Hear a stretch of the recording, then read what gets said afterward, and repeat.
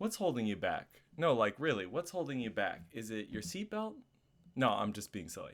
What actually is holding you back musically? That's what I want to get into today.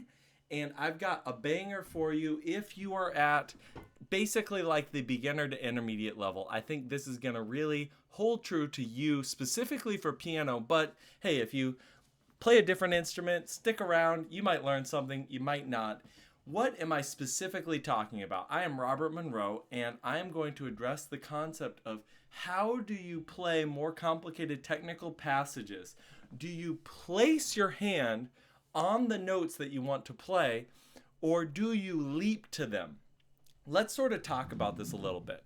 So, I think as a beginner stage, you are just finding the letters and then going to them, right? You know, you're on the A and then, oh, the next note's E, you move your hand over. A little bit after that, you learn about fingering and you learn, oh, okay, I'm going to use my thumb for the A, then I'm going to use my pinky for the E. A little bit after that, you kind of go, oh, okay, I'm playing these notes, then I have to move over here. So my hand placement's here, then I'm going to move my hand placement over here. What I'm talking about is the next stage. And I see even quite talented people never go from that placement phase to the next stage. And here's the real reason why that is an issue.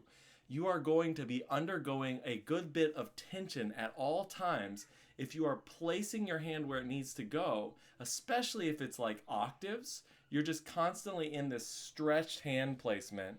And that constantly is like an isometric hold. This is something I've been talking a lot with my students. Anytime you're doing isometrics with piano, you're basically costing yourself a good deal of energy and fatigue throughout the playing, and it's no wonder you slow down. So, what is the other option? Well, it is actually to leap to the next spot. A good example of this is like the Revolutionary Etude. You have these big moving left hand parts, just moving all over the place.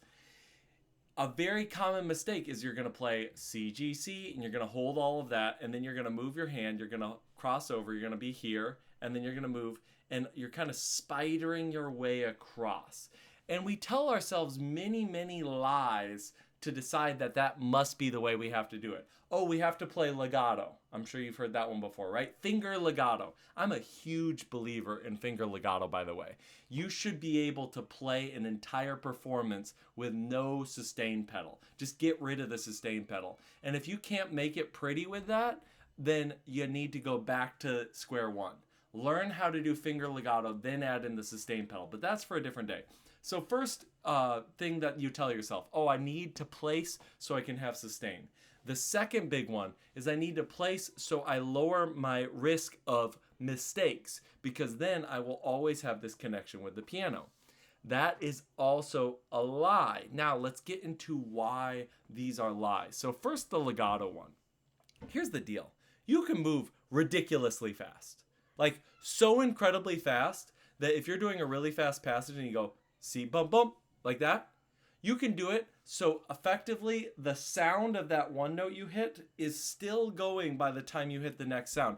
The damper coming down does not come down by the time you've hit the other hammer. That is how fast that you can move if you practice it. How about accuracy? This accuracy thing is a big, big, big, big trap. And what's going on here is we're thinking that we really have to play in a certain way to stay accurate. But the truth is, we're going to take a big accuracy hit right at the beginning. If we stop using our eyes, we stop using our fingers to determine where we are. But if we trust and we really practice just jumping, boom, boom, like that, boom, boom, kind of like stride style, right? You have no option. If you're playing stride, you're playing Scott Joplin, you're playing ragtime, you got no option. You have to just jump. You're going to find big accuracy hit right away, right? You go from like 99% accurate when you're just placing all the time to like 70%. And then it's going to get better. And then it's going to get better. And then it's going to get better. And if you watch the best of the game, they can go right across the whole piano. Boom. They are right where they need to be. Perfect note right away. How do they do that? Well, it's just practice. Think about people doing trick shots. They can't guide their hand across the entire thing. No, they just have to trust. Now we hit into where it separates the intermediate to the advanced. You have to trust and you have to let go. That is the lesson that I want to leave you with, which is if you are not consistently letting go during your practice, then you're not doing it right. Now, there is another side to this. It's not just magic. You have to also keep trusting the process and keep practicing. If you just let go and go, everyone makes mistakes, it's okay. Yeah, you're just going to be a messy, piano player. I mean, and hey, if you want to stay at the intermediate level, go for it. But if you want to go up to that advanced level, you want to play fast, you want to play relaxed, you want to play loud, you're going to need to stay relaxed and go fast. Well, how do you do that? You have to practice that. And again, accuracy is first going to take a hit, but then it's going to come back. I hope you enjoyed this type of content. Until next time, see you later. Have a great day.